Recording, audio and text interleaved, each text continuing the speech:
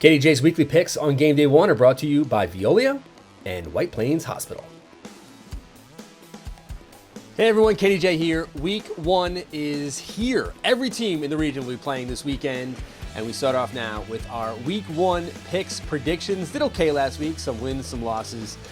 This week's going to be just as tough to predict because there's a lot of really good games. We start off with our Friday matchup, our game of the week. It is Bronxville at Pleasantville, Parkway Field. Both teams opening their seasons. Neither one played last week in week 0.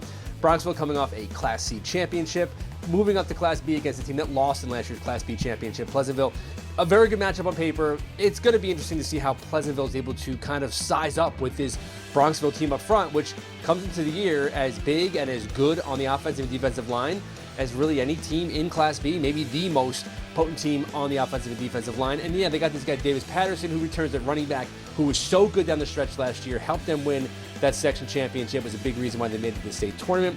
Pleasantville comes in, a very new team, obviously. You still have Louis Sadal, who I think is going to take the bulk of the workload. I like Pleasantville to win this game. I think the Panthers win this game 18-14, very defensive-minded game. I think Pleasantville slows the game down. They control the tempo. They try and keep this Bronxville team off the field, and they survive, and they win in week one. Other game going on, Somers, another big Friday night, hosting Yorktown. Now, this was obviously a big game coming into the season.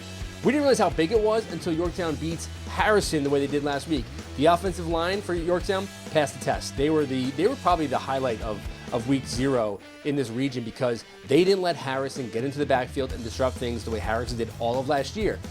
Can they do that against this Somers team, which is just as good on the defensive side as Harrison is?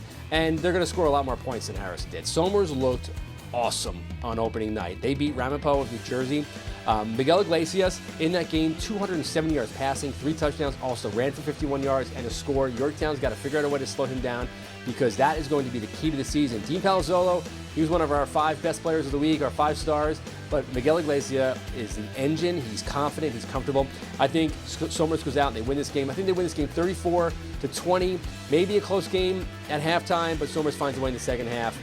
They're a machine right now. They are very impressive. A rivalry matchup, Scarsdale going to Mamaroneck. Now, Mamaroneck was my preseason pick in Class AA. Didn't really look all that impressive on opening night at home. They beat John Jay Cross River 14-8. This is Scarsdale's first game. Hard to know what to expect out of Scarsdale, but you know one thing.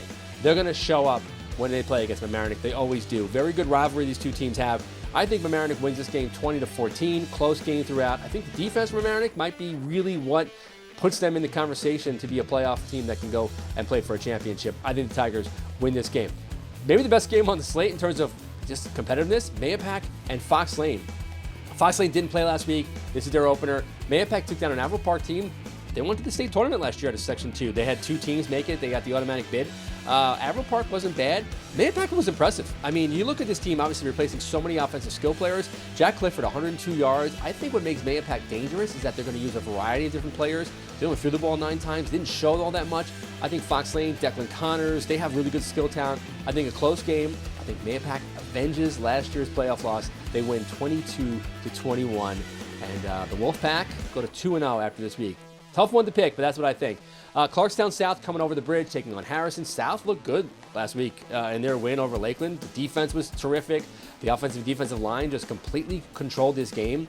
And now facing a Harrison team that's a little bit beaten up, battered after last week. I think Harrison has a get-right contest. I think they get things back on track.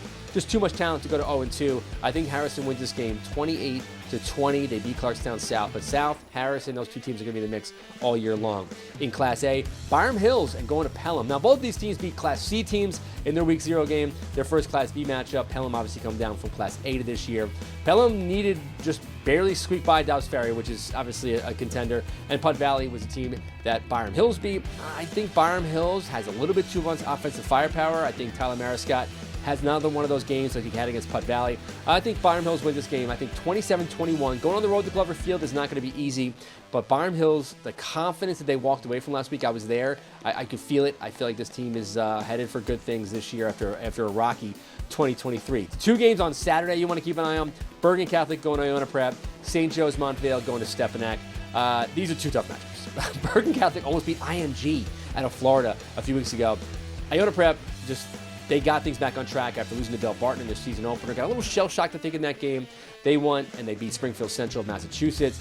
I don't think Iona Prep beats Bergen Catholic, but I think they give them a better contest. I can see this game being maybe a 31-14 type game, but Bergen Catholic, just the talent there is just so good. St. Joe's, same deal. I think they go into Stepanak.